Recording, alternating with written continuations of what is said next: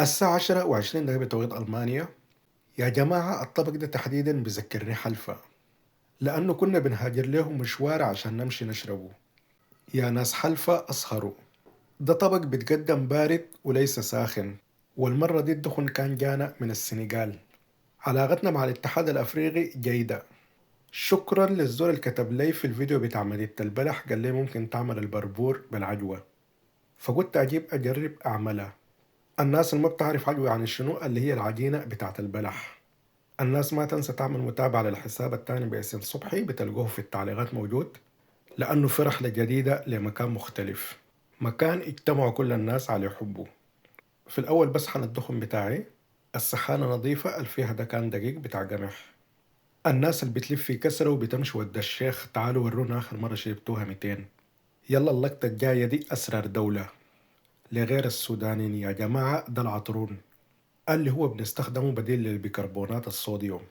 أي حاجة بتضاف لها بيكربونات الصوديوم عادة ممكن تضيف بدله عطرون.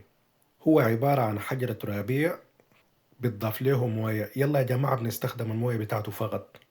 بعد ما يدوب الحجر اللي في النهاية بنرميه. بعد كده أضفت كاسة بتاعت موية. الدخن ما نعمته الشديد بس ما بفرق لأنه عندي بيه شغل تاني. وبعد كده في حلة أضفت حليب لغاية ما يسخن، وبعد كده أنزل عليه بالدخن. بعدها أقلب لغاية ما الخليط بتاعي بتماسك. وتحديدا نحن في زمن الفينتا ده محتاجينه. السكر حسب الرغبة، وأضفت رشة بتاعت ملح. بعد ذاك وديتها في تلاجة طبيعية، درجة البرودة 1000 تحت الصفر. يلا شوفوا معي.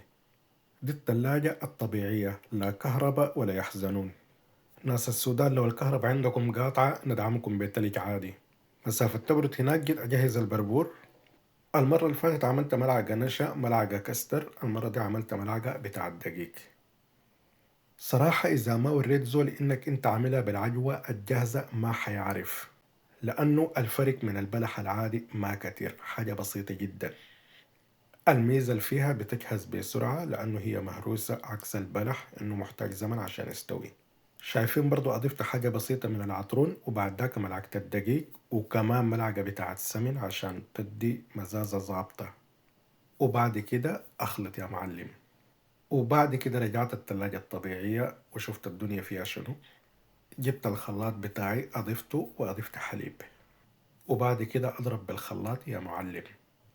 فقلنا الطبق ده بيقدم بارد، بس نحن أكلناه كده لأنه الجو عندنا بارد كمان.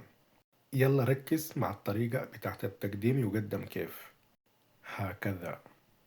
طبعا لما بتاكل بيكون مزيج بين الاتنين يا الله. كده أنا أشرب وأجيكم أقول لكم يلا تشاو. بالله تشاو.